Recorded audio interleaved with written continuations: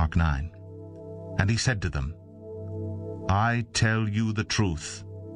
Some who are standing here will not taste death before they see the kingdom of God come with power. After 6 days, Jesus took Peter, James, and John with him and led them up a high mountain where they were all alone. There he was, transfigured before them. His clothes became dazzling white, whiter than anyone in the world could bleach them. And there appeared before them Elijah and Moses, who were talking with Jesus.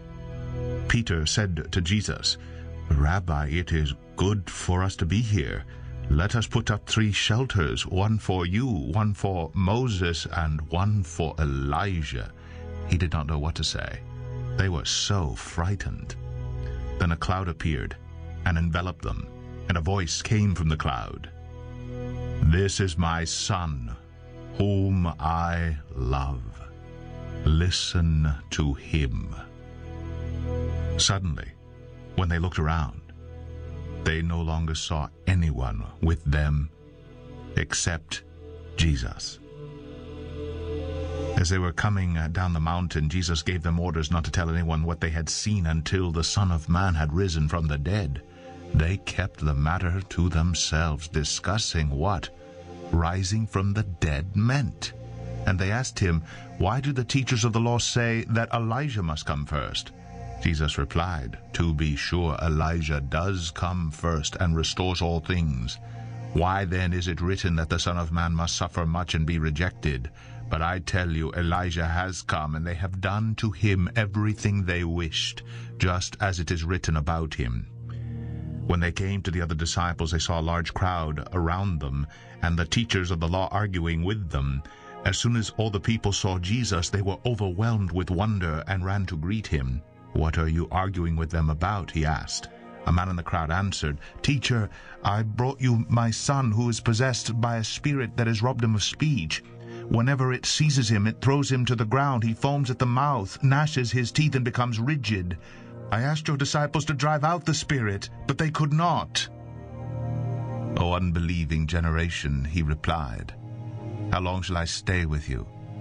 How long shall I put up with you? Bring the boy to me. So they brought him. When the spirit saw Jesus, it immediately threw the boy into a convulsion. He fell to the ground and rolled around, foaming at the mouth. Jesus asked the boy's father, How long has he been like this? From childhood, he answered. It has often thrown him into fire or water to kill him. But if you can do anything, take pity on us and help us. If you can, said Jesus, everything is possible for him who believes. Immediately the boy's father exclaimed, I do believe. Help me overcome my unbelief. When Jesus saw that a crowd was running to the scene, he rebuked the evil spirit. You deaf and mute spirit, he said, I command you, come out of him and never enter him again. The spirit shrieked, convulsed him violently, and came out. The boy looked so much like a corpse that many said, He's dead. But Jesus took him by the hand and lifted him to his feet, and he stood up.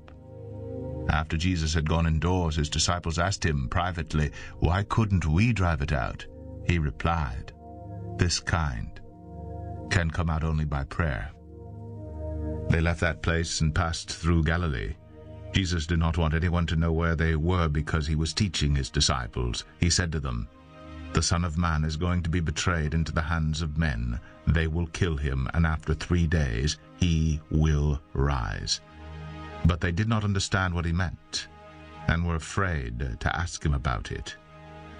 They came to Capernaum. When he was in the house, he asked them, What were you arguing about on the road?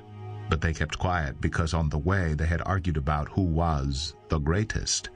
Sitting down, Jesus called the 12 and said, If anyone wants to be first, he must be the very last and the servant of all.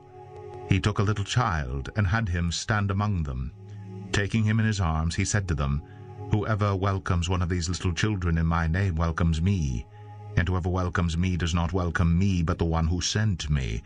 Teacher, said John, we saw a man driving out demons in your name, and we told him to stop, because he was not one of us. Do not stop him, Jesus said. No one who does a miracle in my name can in the next moment say anything bad about me, for whoever is not against us is for us. I tell you the truth, anyone who gives you a cup of water in my name because you belong to Christ will certainly not lose his reward. And if anyone causes one of these little ones who believes in me to sin, it would be better for him to be thrown into the sea with a large millstone tied around his neck. If your hand causes you to sin, cut it off. It is better for you to enter life maimed than with 2 hands to go into hell where the fire never goes out. And if your foot causes you to sin, cut it off. It is better for you to enter life crippled than to have 2 feet and be thrown into hell. And if your eye causes you to sin, pluck it out. It is better for you to enter the kingdom of God with 1 eye than to have 2 eyes and be thrown into hell where the worm does not die and the fire is not quenched. Everyone will be salted with fire. Salt is good, but if it loses its saltiness, how can you make it salty again? Have salt in yourselves, and be at peace with each other.